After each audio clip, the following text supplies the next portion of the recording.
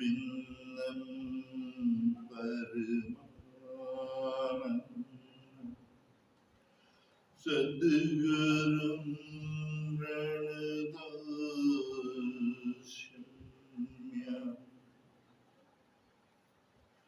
ॐ सन्नो मित्रं संवरुणः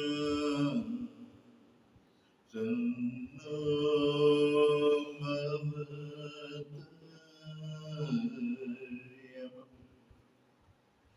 सन्न इन्द्रो बृहस्पतिः सन्नो विष्णुरुक्रमः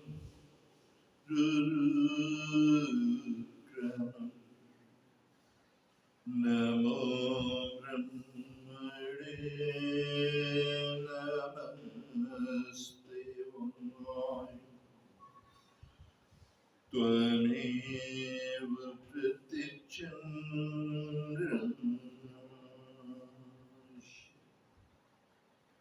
त्वामेव प्रत्यक्षं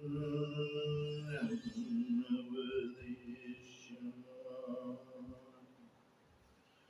ऋतं वदिष्यामि सत्यं वदिष्यामि तन्नामवतु तद्वैतावतु अवतु माम् अवतु वैताम्। ॐ शान्ति शान्ति शान्ति। ॐ सहनावतु सहनौ भुनक्तु सवीर्यं कर्वावहै तेजस्विनावधीतमस्तु मा विद्विषावहै। ॐ शान्ति शान्ति शान्ति। ॐ यश्चन्दसामृषभविश्वरूप छन्दोभ्योऽध्यमृतात्सं बभूव समेन्द्रो मेधया शृणोतु अमृतस्य देवता शृणोतु शरीरं मे विचर्षण जीवा मे मधुमत्तमा कर्णाभ्यां भूरिविश्रुव ब्रह्मण कुसुषि मेधया श्रुतं मे गोपाय। ॐ शान्ति शान्ति शान्ति। ॐ पूर्णमद पूर्णमिदं पूर्णात् पूर्णमुदच्यते पूर्णस्य पूर्णमादाय पूर्णमेवावशिष्यते।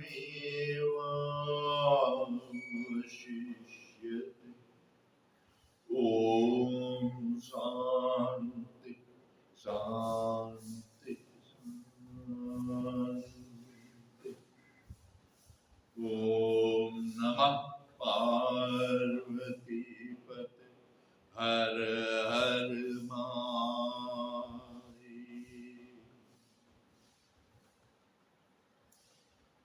नारायण परम कल्याणकारी ज्ञान सरिता के वेदांत विभाग के आधारभूत ग्रंथ विवेक चूड़ामणि के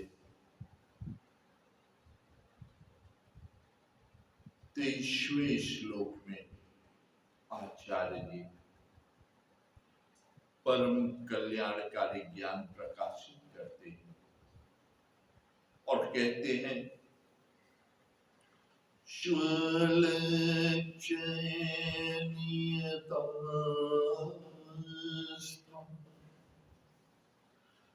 मनसा समुच्यते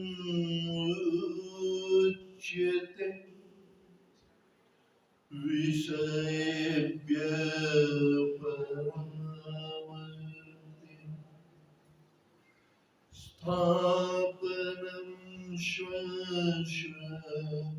गोलके।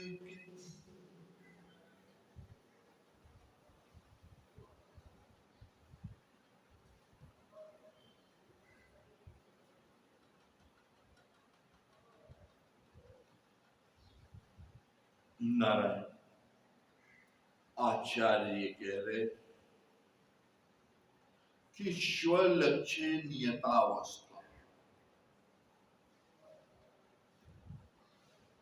मनसा समुच्यते। कह रहे नारायण कि अपने लक्ष्य स्वलक्ष्य अपने लक्ष्य को स्पष्ट करो, निर्धारित कर लो और अपने लक्ष्य पे अर्जुन की तरह दृष्टि रखो। क्योंकि नारायण इस संसार में आने के बाद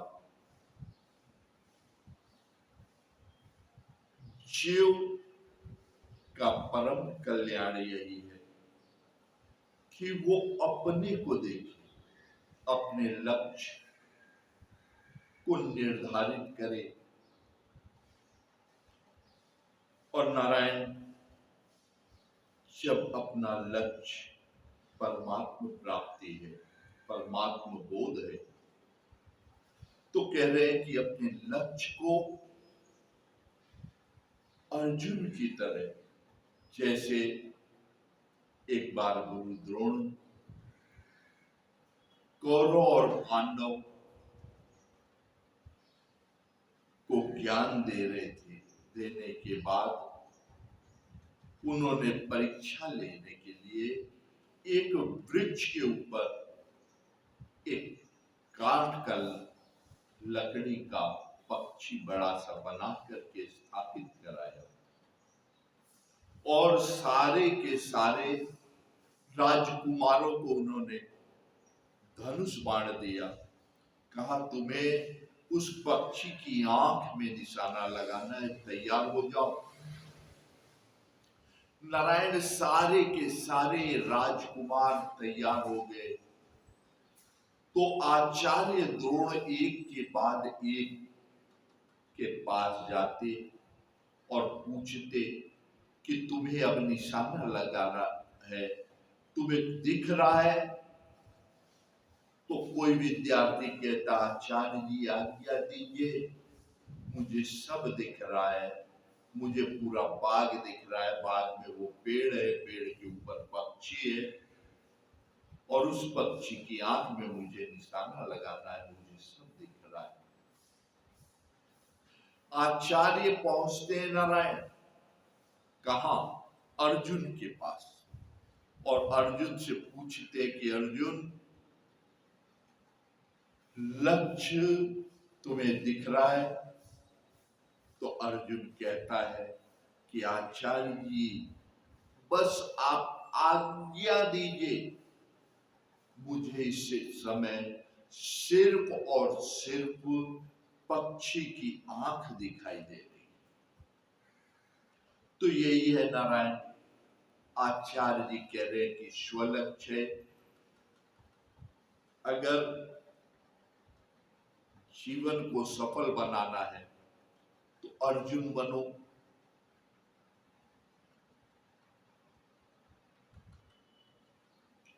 क्यों? क्योंकि नारायण यही कल्याणकारी है कि अर्जुन की तरह अपने लक्ष्य को देखो। इस नाश्वर संसार में चित्त की वृत्ति न भटके, यही अच्छा है। और अपनी अवस्था जो नियत है, नियत अवस्था में मन को रखो, क्योंकि नारायण मन को आचार्य कह रहे हैं कि मन कभी धोखा न दे। मन कल्पनाशील है, आकाश से उत्पन्न है, व्यापक है, इसकी गति व्यापक होने से नारायण कभी कभी जीव अपनी स्थिति को भी भूल जाता है। क्यों? क्योंकि नारायण देखिए ये संसार ब्रह्ममय है, सब के सब कैसे है? ब्रह्ममय है। और मन हमेशा कल्पनाशील है। तो आचार्य कह रहे कि अपनी नियत अवस्था को बोध कर लो, क्योंकि नारायण देखिए ज्ञान होने के बाद अगर जीव अपने को अज्ञानी मान रहा है तो उसका भला होना है, कल्याण होना है। उसके अंदर जिज्ञासा है कि अभी मैं अगर अज्ञानी वो अपने को मान रहा है तो और उससे ज्ञान प्राप्त होगा, वो ज्ञान प्राप्ति के लिए सतत प्रयत्नशील रहेगा। अगर मान लीजिए किसी मूर्ख ने अपने को विद्वान मान लिया नारायण, तो उसका रोग ला इलाज है, क्योंकि उसके विकास की संभावना वही समाप्त हो गई। जिस पल उसने अपने को विद्वान बुद्धिमान मान लिया, वही उसके विकास की संभावना समाप्त हो जाती है। और विद्वान होने के बाद अगर अपने को अभी मूर्ख मान रहा है, अपने ज्ञान पे उसका ध्यान है, तो नारायण आचार्य कह रहे कि उसके विकास की संभावनाएं, उसके विकास का रास्ता खुला है। ऐसे ही जीवन के हर पहलू में आचार्य कह रहे कि अपनी नियत अवस्था को पहचानो कि मैं कौन हूं, मेरी अवस्था क्या है। क्योंकि मुझे मेरी अवस्था से काम है नारायण। तो अगर मूर्ख अपने को बुद्धिमान मान ले तो नारायण उसका रोग लाइलाज हो जाता है। और यदि बुद्धिमान अपने को मूर्ख मान ले तो उसका विकास हो जाता है, उसके विकास के रास्ते खुल जाते हैं। तो इसलिए कह रहे कि कभी भी अपनी नियत अवस्था से, क्योंकि नारायण संसार परमात्मा में है,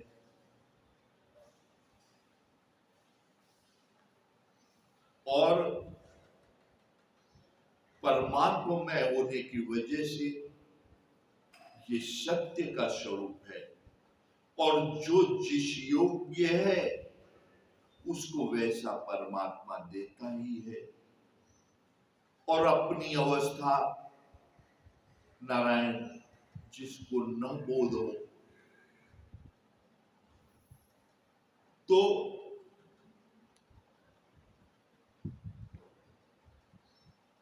नारायण कहीं ऐसा न हो कि आप अपनी अवस्था का ज्ञान न होने से अपने से किसी बड़े का अपमान कर दे, विद्वान का अपमान कर दे और वो दोष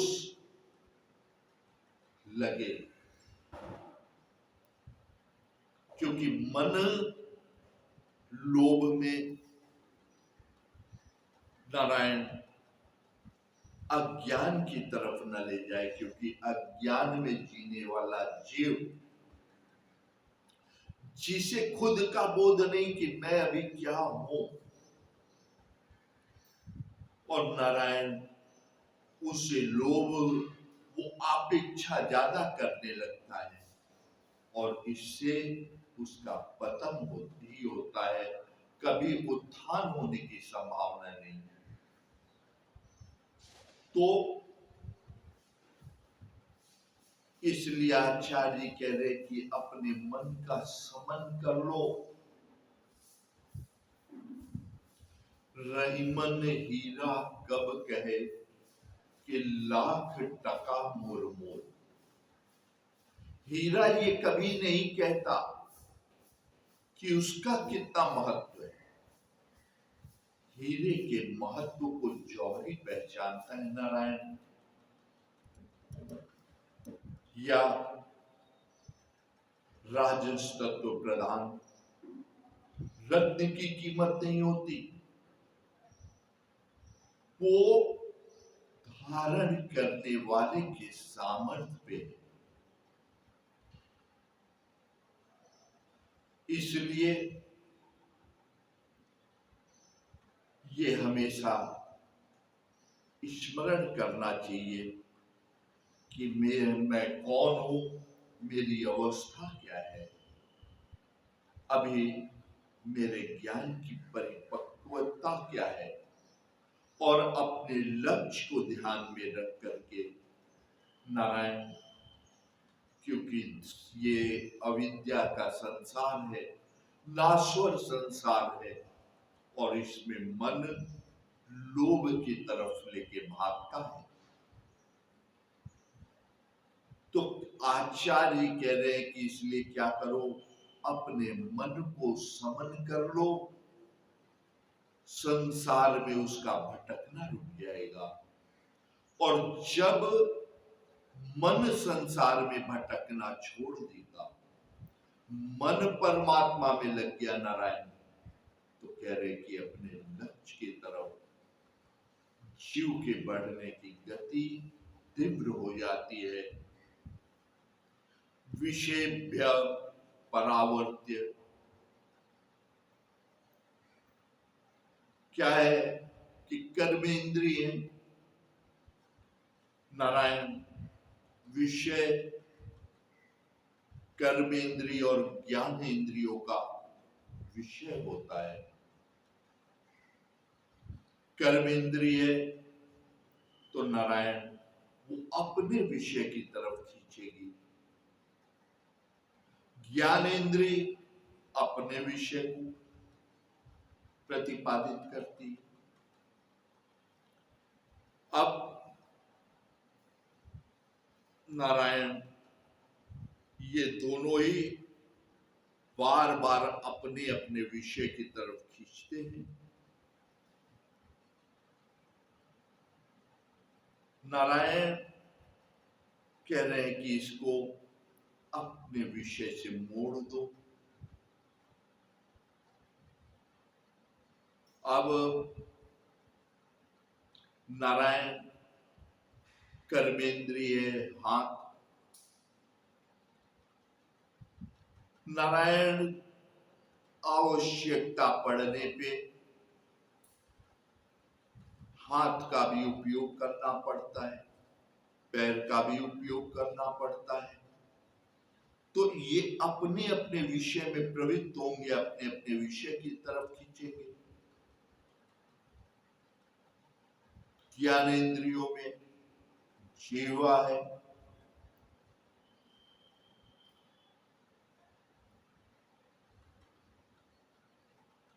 उसे जैसी आदत पड़ जाए नारायण, अगर जीवा को आदत पड़ गई स्वार्थ के पीछे भागने लगी, तो वो बार बार उसी तरफ खींच के लेके जाएगी। तो आचार्य जी कह रहे कि उसके पीछे मत भागो, क्योंकि इंद्रिय कभी तृप्त नहीं हो सकती। ये संसार नाश्वर है नारायण। जैसे आपने आज भोजन कर लिया तो बाद में फिर भूख लगेगी, तो उसको तृप्त अगर आप करना भी चाहे तो कभी तृप्त नहीं हो सकती।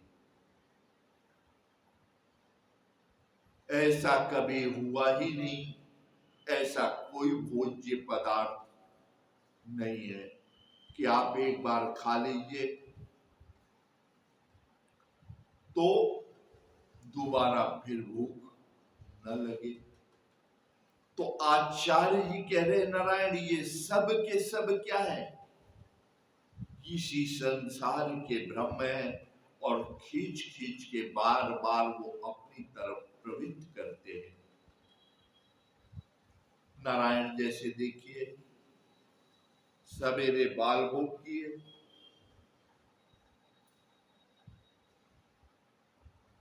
बाल भोग बन करके बिगड़ा नहीं, तब तक दोपहर के भोजन की तैयारी शुरू। दोपहर का भोजन किए, थोड़ा सा विश्राम नहीं मिला, तब तक शाम के फिर भोजन की तैयारी शुरू।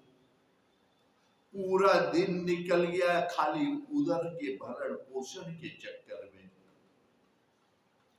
और एक एक दिन करके जीवन ऐसे ही इतनी इंद्रियों के विषय में नारायण बीतता चला जा रहा है।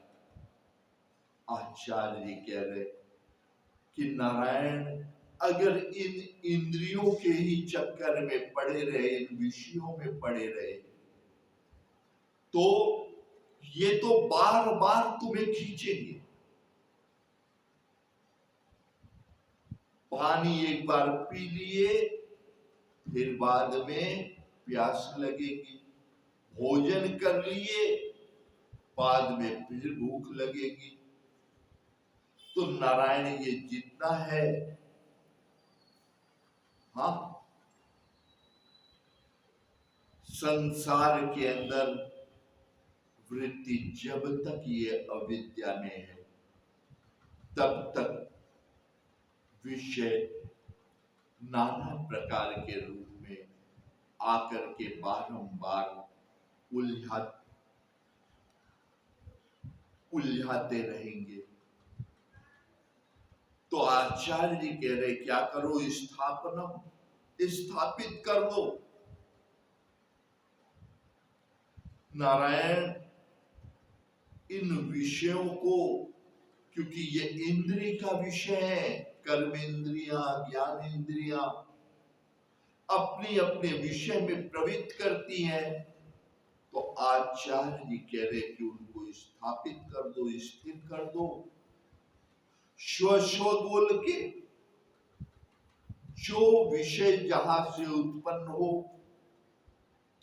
उसको वहीं पे स्थापित कर दो।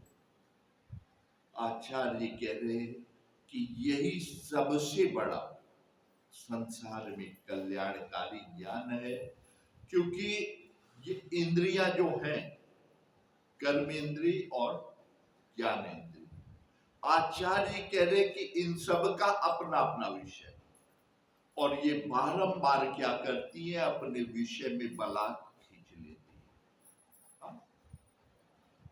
जैसे देखिए जीवा एक छोटी सी इंद्रिय है, हाँ, सवेरे बाल भोग बना, बाल भोग बिगड़ा नहीं, तब तक दोपहर की तैयारी शुरू।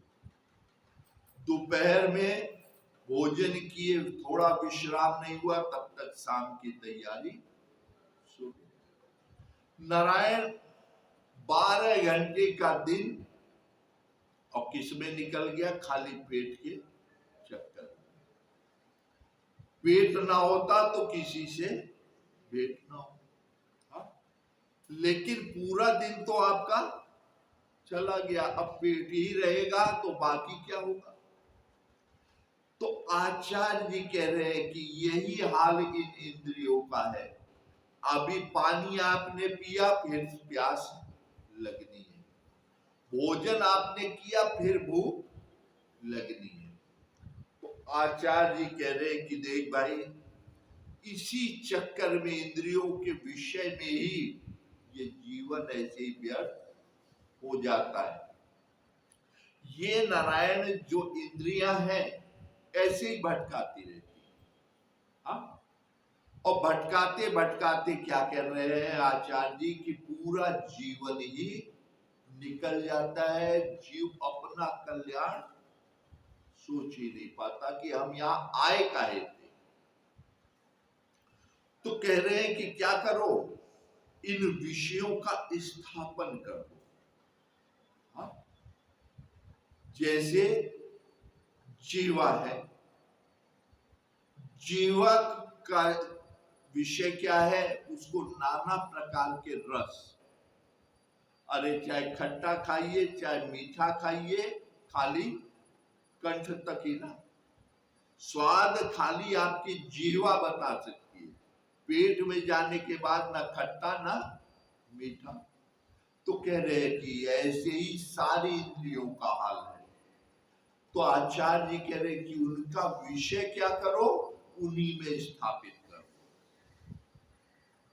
हाँ, नारायण अगर आपने विषयों को खींच करके उन्हें अपने अपने गोलक, क्योंकि कौन सा विषय कहां से उत्पन्न हो रहा है, तो कह रहे हैं वही उसका गोलक है और उसी में स्थापित करो कि भैया देख, हम तुम्हारे चक्कर में पड़ने वाले नहीं।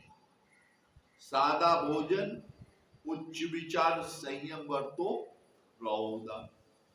सादा अगर आप भोजन कर रहे नारायण, तो जीवा को विषय नहीं मिलेगा। देखिए होता क्या है, भोजन तो वही है। आप परमात्मा का प्रसाद समझ के सादा भोजन करने की आदत बना लीजिए। समय से आप प्रसाद ग्रहण कर लिए, फिर आपको एकदम चीज सूचित होगा। लेकिन आपने देखा होगा, जैसे जो जीवा के दास हो गए, हाँ? अभी क्योंकि अब उन्हें तो रस चाहिए, जैसे ज्यादा मिर्च मसाला आदि जो सेवन करते हैं, आप देखिए कभी भी आप घर पे चाहे जितना बढ़िया बना दीजिए, मिर्च मसाला अगर तेज हो जाए तो किसी का पेट नहीं भरता। हाँ, तो वो जाएगा, थोड़ी देर बाद उसको फिर क्षुधत सताएगी और वो फिर सोचेगा थोड़ा सा ये खा ले, थोड़ा सा वो खा ले, कहीं चाट पकौड़ा ठेले पे खा ले। उनका कभी पेट तृप्ति नहीं होती। तो कह रहे हैं वो दिन रात उसका कहां निकल गया, खाली पेट को भरने, और पेट कभी उसका भरता नहीं नारायण। और अगर उसने रस जो है जीवा का विषय जीवा में अर्पण कर दे कि मुझे रस से लेना देना नहीं, मुझे क्या चाहिए नारायण, ये मूर्ति आपकी जो है, मूर्ति किसने बनाई, भगवान ने। हाँ, तो पेट में जठराग्नि भी तो भगवान ने जलाई। आप अगर इस चीज को ध्यान रखिए कि ये मूर्ति भगवान की बनाई हुई है और भगवान की ही जलाई हुई जठराग्नि पेट में है, तो हम जो आहुति दे रहे हैं वो भगवान का यज्ञ है।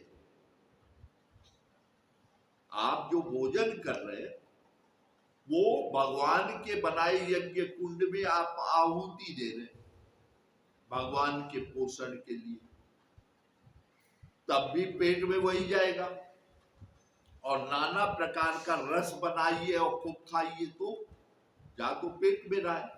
लेकिन नारायण जो आप भगवान के यज्ञ कुंड में भगवान के लिए आहुति दे रहे हैं, उससे पोषण किसका होगा? भगवान का होगा ना। जब आहुति आप भगवान को दे रहे तो पोषण भगवान का हो। और अगर नाना प्रकार का रस अपनी जीवा के हिसाब से आप खाएंगे तो नारायण भगवान कहां? भगवान छूट गया कि नहीं? और जब भगवान छूट जाएगा तो वही आपका भोजन नाना प्रकार के रोग उत्पन्न करता है, रस कुपित होगा। तो आचार्य जी कह रहे कि वह क्या करिए, अपने जीवा का जो रस है वो जीवा को छोड़ दीजिए कि भाई देख, हमें तेरे रस से नहीं लेना, हमें भगवान से लेना है, इसलिए हम भगवान का प्रसाद ग्रहण कर रहे हैं। तो सारी इंद्रियों के विषय को ऐसे ही छोड़ दीजिए। जहां परमात्मा के निमित्त हमें जो आचरण है, जो हमारे लिए उचित है, वही हम करेंगे। तो आचार्य जी कह रहे कि स्वलक्ष्य नियता अवस्था, अपने लक्ष्य का हमें ज्ञान होता क्या है। यहां पे आने के बाद नेत्र देख रहा है बाहर कि वो तो ऐसा करता है, अरे भाई उसको भगवान ने ब्रह्म ने जो दिया है वो कर रहा है, उससे हमें क्या। जो बोए सो पाएगा, तू क्यों होवे उदास। वो क्या कर रहा है, आचार्य जी कह रहे वो हमारा विषय ही नहीं। ठीक है, वो ब्रह्म का स्वरूप है, भैया आया प्रेम पूर्वक, हम उसका भी सम्मान है कि तुम जैसे हो, ठीक है, भगवान ब्रह्म जाने, ब्रह्म की व्यवस्था। उसके कर्म अच्छे हो या बुरे हो, उसका फल उसे भोगना है, और हमारे कर्म का फल हमें भोगना है। तो आचार्य जी कह रहे इसलिए अगर तुम बुद्धिमान हो, विवेकवान हो, संसार भले ब्रह्म में कौन क्या कर रहा है उससे हमें लेना देना नहीं, जो करेगा वो भरेगा। हमें क्या करना है, हमें ज्ञान होना चाहिए कि मेरे लिए क्या उचित है, कौन सा कर्म मुझे करना चाहिए और कौन सा नहीं करना चाहिए। अब नारायण कह रहे अपने लक्ष्य का ज्ञान।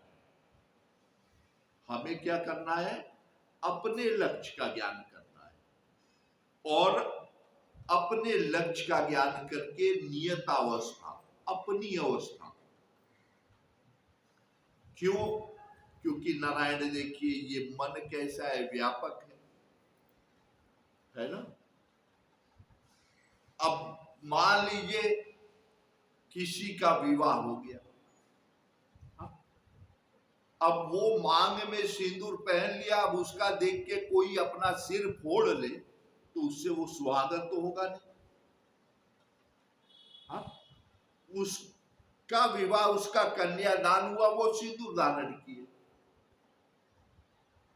तो आचार्य जी कह रहे हैं ऐसे ही क्या करो, अपनी अवस्था को देखो कि मैं क्या हूं। जैसे स्त्री में कुंवारी कन्या का धर्म कुछ अलग हो गया, कन्यादान होने के बाद अलग हो जाता है। कन्या अगर कुंवारी है तो उसके जन्म के माता पिता और उनके संबंधी हैं, और कन्यादान होते ही संबंधी कौन हो जाते हैं, ससुराल वाले। माता पिता जिन्होंने जन्म दिया वो बेगाने हो गए। हाँ, असली माता पिता कर्म के कौन हो गए, जो सास ससुर है। जैसा जिसने दिया है उसको वैसे मिले। तो अपनी अवस्था ये है, अपने कर्म है ना। हाँ, अब मान लीजिए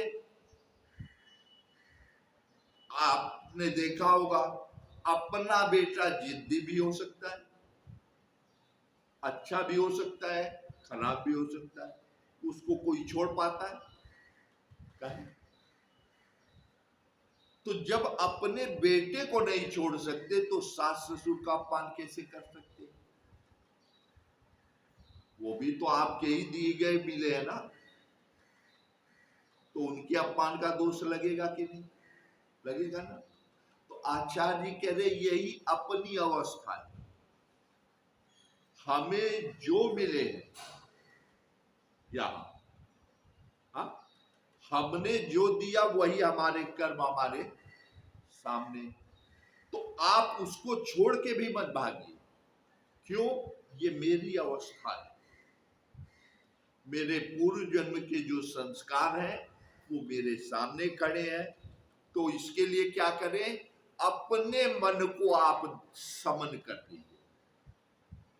हो सकता है नारायण जैसे देखिए, आपके हाथ की ये पांचों उंगली बराबर है नहीं? तो अब अगर हम इस संसार में है नारायण, तो भगवान परिवार भी देता है। ऐसा नहीं है संतों में ना हो भाई। संत समाज में भी आप देखिए, इतना बड़ा मठ है तो इसमें कई लोग होंगे। आपको अपने घर पे लगता है कि ऐसा है, लेकिन यहां कौन कहां से आया है, कौन कहां से आया है। तो आचार्य जी कह रहे सब आपकी ही किए गए कर्म है। इष्ट मित्र, कभी कोई चीज हमें लगती है ये बड़ी ऐसी है, आचार्य जी कह रहे अपने मन का समन कर लो। हाँ, ये हमारे किए गए कर्म है, अपनी तरफ से आप अच्छा करिए। क्यों? क्योंकि संसार कैसा है? ब्रह्म में है। हाँ? हम लोगों को लगता है अरे ये आदमी तो ऐसा है। नारायण उसका वो प्रारब्ध है, वो अपना कर रहा है। अगर हमारा लक्ष्य कहां है? परमात्मा। हमारी वृत्ति कैसी होनी चाहिए? ब्रह्ममय हो या हमारा ध्येय कि हमें कल्याण चाहिए, हमें ब्रह्म प्राप्त करना है। तो हमारी दृष्टि क्या है? इसके अंदर भी तो ब्रह्म है। ऐसा कौन है जिसके अंदर ब्रह्म ना हो? लेकिन नारायण कह रहे हैं कि अगर आपकी यही दृष्टि हो गई तो अपने मन का समन कर लो। मन का समन कैसे करना है? जैसे इस संसार में आपने बनिया देखा हो, दुकान वाला, हाँ? नारायण, एक दुकानदार अगर सवेरे दुकान खोल के बैठ जाए, दैव संयोग से वो घर से खा पी के नहीं गया, तो होता है कि हम चल रहे हैं दुकान खोलेंगे तो ये आ जाएंगे बाद खा पी के, और कोई ऐसा कारण पड़ जाए कि जो उसकी जगह आने वाला था उसको देर हो, न पहुंच पाए। हाँ, वो सवेरे घर से बिना खाए पिए जाके दुकान खोला है, और एक ग्राहक जाए, सामान खरीदे, भले 10 रुपए का खरीदे, उसके बाद वो निकले ना तब तक दूसरा दुकानदार के पास ग्राहक पहुंच जाए। दूसरा गया नहीं, तीसरा आ जाए। दिन भर अगर लाइन लगी रहे, वो बेचारा बिना खाए पिए वही बैठा रहेगा, और हर दुकान अपने हर ग्राहक से वो 10 रुपए का सौदा ले, चाहे 10,000 का ले, हर ग्राहक से आप देखिए वो कितने प्रेम से मिलता है। एक ही रुपया फायदा होगा, लेकिन उस 1 रुपए के फायदे के लालच में वो बनिया दिन भर फंसा रहेगा, बिना खाए पिए लगा रहेगा, लेकिन कभी ग्राहक से ये नहीं कहेगा कि अरे हम आज खाए नहीं। अब आप सोचिए, पेट ना हो तो भेंट ना हो, लेकिन 1 रुपए के लालच में वो बेचारा दिन भर खड़ा रहेगा, ग्राहक को वापस नहीं कर सकता। ऐसे ही अब आपको भगवान चाहिए, चाहिए। हाँ, अब आप सोचिए कि वो संसार में जीने वाला बनिया 1 रुपए के लालच में लगा हुआ है दिन भर, और आपको चाहिए भगवान। और भगवान, ऐसा कौन है जिसके अंदर भगवान ना हो? सब में है ना। तो आप सबसे अच्छा व्यवहार क्यों नहीं कर सकते? हमारा लालच क्या, कहाँ है? लोग, हमको ब्रह्म की उपलब्धि चाहिए, हमें भगवान चाहिए। तो जो हमारे सामने आया उसके अंदर भगवान तो है ही, तो हम कुछ नहीं कर सकते, तो उससे प्रेम से बोल सकते हैं, ऐसा व्यवहार कर सकते हैं जिससे उसका मन प्रफुल्लित हो। अपने हमें धर्म को भी नहीं छोड़ना है, दोनों है ना। नारायण जैसे बनिया है, वो अपना घाटा कभी नहीं लेगा, लेता है? भाई ग्राहक खुश होके जाना चाहिए, तो कह दीजिए अपने दुकान का सामान मुफ्त में सबको दे दे, देगा? तो यहाँ आचार्य जी कह रहे कि बस यही है समझ का फेर। अब आप सोचिए, वो बेचारा दिन भर लगाए अपने धंधे में, जितने ग्राहक आ रहे, हो सकता है कोई अरबपति भी हो, कोई गरीब भी हो, वो गरीब को भी सौदा बेचेगा और अरबपति को भी बेचता है ना। हाँ, तो अब आपको अगर भगवान चाहिए, तो भगवान कह रहे आचार्य जी की क्या है, इस संसार में ऐसा कोई नहीं जिसके अंदर ब्रह्म ना हो। तो आप अगर उससे व्यवहार करें तो ऐसा करें कि उसको नहीं कुछ है तो मन को ये तो संतोष होना चाहिए कि चल भाई कम से कम कायदे से बोले तो, क्योंकि बोलना भी कई तरह का होता है। तो आचार्य कह रहे कि अपने मन का समन कर लो। क्या करो? अपने मन का। मन नारायण लोभ दिखाता है कि खाली जो पैसे वाला है वो बढ़िया है। कह रहे आचार्य जी की सब के सब वही एक ही है, उन्होंने पूर्व जन्म में अच्छे कर्म किए हैं, परमात्मा ने वैसा बनाया। आप भी अच्छे कर्म करिए नारायण, परमात्मा की कृपा, वहां कभी कोई कमी नहीं होती। तो कह रहे कि अपनी इसलिए नियत अवस्था, हम जो है वही रहने। हाँ? किसी का अपमान करने से या किसी का सम्मान करने से ना तो आप छोटे होंगे और ना बहुत बड़े होंगे, क्योंकि वो भी लालच मत रखिए कि हम जैसे इनका सम्मान करेंगे तो हमें बहुत बड़ा ये बना देंगे। आशा एक राम जी से। हाँ? भगवान का भजन करिए, अच्छे रास्ते पे चलिए, अच्छा करते रहिए। ये याद रखिए कि आपके अंदर, आपके हृदय में कौन है? भगवान है ना। वो आपके कर्म को देख रहा है, और सत्कर्मा बिनु हरि समर्पे।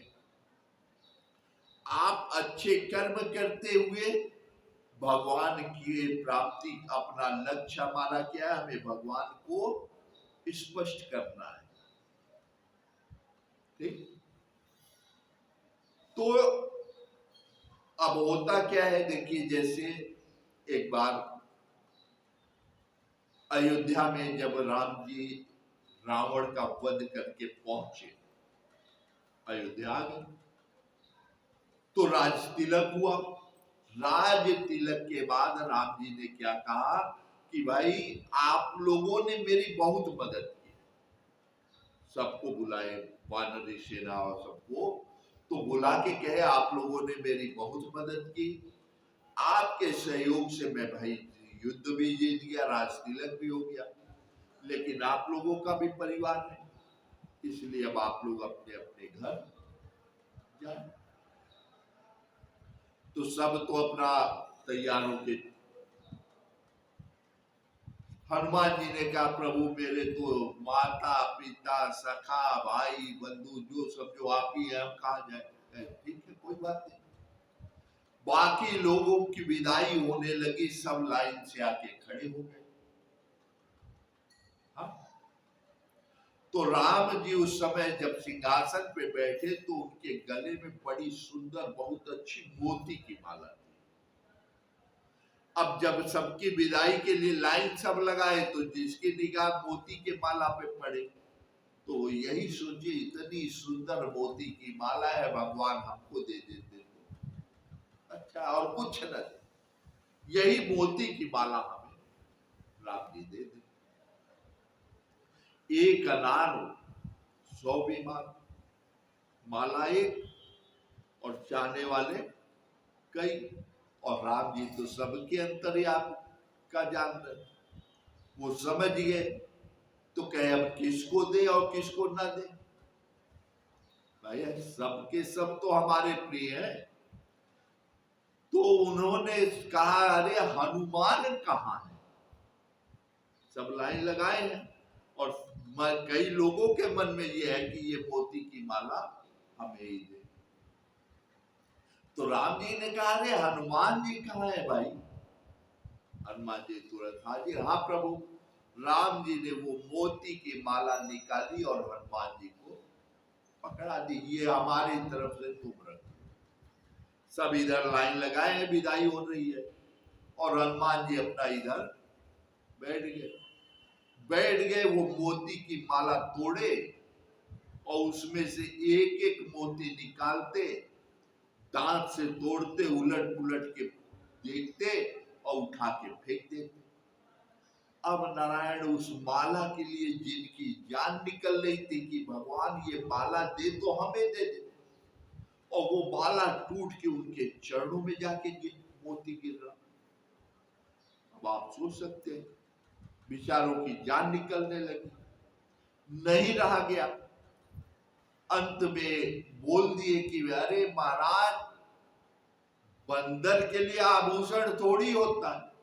राम जी ने कहा भैया क्या हुआ, कि ये मोती की माला आपने देखी किसको दे दी, आपकी दी हुई माला, और ये बंदर ऐसे भी नहीं फेंक दिया, अगर ऐसे फेंक दिया होता तो ले लेते, तोड़ के एक एक मोती भी साबुत फेंकता तो 2-4-10 तो काम लायक हो जाता।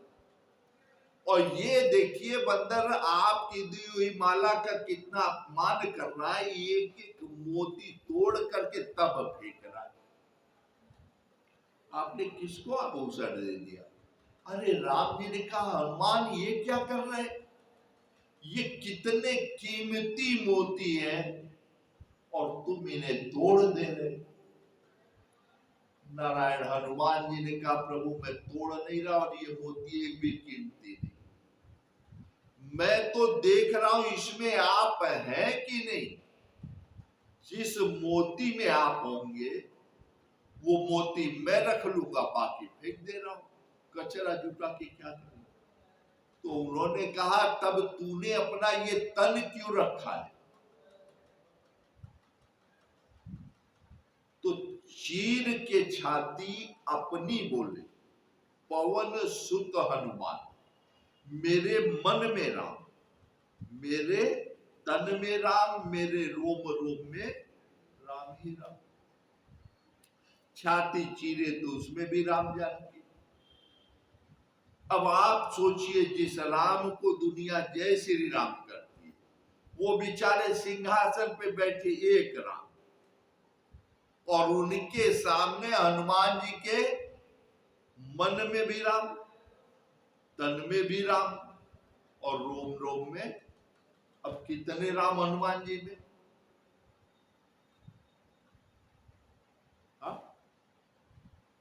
राम जी सिंहासन पे बैठे हैं, एक राम है, और हनुमान में कौन बड़ा हुआ? हाँ? तो यही आचार्य सिखा रहे हैं कि दुनिया में बुद्धि मत भटकाओ। हनुमान जी ने देखिए सही और गलत आचरण खाली किया, कहीं किसी से कोई ईर्ष्या, द्वेष, न अहंकार। हनुमान जी में राम राम करते रहे, जय श्री राम जय श्री राम, और जहां जैसा उचित हुआ वो अपना काम, सब काम समय से। और पता लगा कि सिंहासन पे बैठे हैं एक राम, और हनुमान जी के रोम रोम में राम ही राम। तो आचार्य कह रहे यही है, अपने लक्ष्य को अगर आप ध्यान में रख करके चल रहे तो इसी जीवन में नारायण परमात्मा का बोध हो जाता है। आज राम जी से ज्यादा आप देखिए हनुमान जी की पूजा हो रही। राम जी के लिए लोग चैत की नवरात्र का इंतजार करते, और हनुमान जी के यहाँ हफ्ते में बाकी देवता जितने हैं सबके यहाँ एक बार। शिव जी है तो सोमवार, किसी के यहाँ दुर्गा मैया के यहाँ मंगलवार, कृष्ण भगवान का बुध, और हनुमान जी मंगल को भी पूजे जा रहे हैं और शनिवार को भी। हाँ, हफ्ते में 2 दिन भी मिल गया है, और रोज की तो बात ही छोड़िए। राम जी का मंदिर कहीं कहीं मिलेगा, हनुमान जी हर चौराहे चौराहे मिल जाएंगे। तो यही है नारायण। आचार्य जी कह रहे कि हमें अपने कर्म का फल मिलना है। हाँ, दूसरे के चक्कर में हम अपने पुण्य को क्यों बर्बाद करें? जितना पल, जितनी सांस आपने दूसरे के चक्कर में गंवा दी, वो वापस तो आनी नहीं। और किसी का अगर आप अपमान कर दिए तो उस पुण्य छेड़ होता है ना। हाँ, तो जो दूसरे के चक्कर में अपनी पूंजी गवाए, उससे बड़ा मूर्ख कौन है भाई? उसका क्या है वो जाने। हाँ, हमसे परिचय है, मिले भैया राम राम, नहीं समझ में आया बहुत थोड़ा काम है, जानते हैं, फिर कभी मिलेंगे, बस चलिए। तो उससे उतना ही व्यवहार किए जितना हम अच्छा कर सकते हैं। लंकनी जब रोकती है हनुमान जी को लंका में जाने से, तो एक घूसा मारते, गिर जाती है, फिर संभल के उठती है तो कहती है तात मोर अति पुण्य बहुता देखे उन्हें राम के दूता। हाँ, तो उसको भी वो प्रणाम करते हैं, माता आप जाने दो। सुरसा को भी देखिए, सुरसा का अहंकार भी तोड़ते हैं और फिर कहते हैं माता जी आशीर्वाद दीजिए, अब जाए, हम राम जी का काम करना है। तो यही सबसे सबसे कल्याणकारी यही है नारायण, कि जहां तक हम दूसरे से अच्छा व्यवहार कर सकते हैं उतना ही मतलब रखो। दूसरे के चक्कर में अपनी पूंजी, अपना पुण्य मत नष्ट करो, क्योंकि उसके अंदर भी कहीं ना कहीं परमात्मा, वही परमात्मा है जो हमारे और आपके अंदर है। जिसने जितना पुण्य किया, जितना भजन किया, परमात्मा का तत्व उतना प्रकाशित होता है, और जितना नारायण आपकी पूंजी बढ़ेगी, आचार्य जी कह रहे वैसा फल खुद ही नियत है, मिलना ही है, उसके लिए आपको सोचने की जरूरत नहीं। तो जब देने वाला कह रहे हैं जो मिलना है वो देने वाला देगा ही, तो हम अपनी स्थिति और अपने ज्ञान को परिपुष्ट करके अपने लक्ष्य को प्राप्त कैसे करें, इसमें ही लगे रहे, यही हमारे लिए सबसे कल्याणकारी है। आज समय अपनी मर्यादा पे पहुंच रहा है, तो आगे देखेंगे आचार्य जी कैसे इस यात्रा को बढ़ाते हैं। ओम पूर्णमद पूर्णमिदं पूर्णात्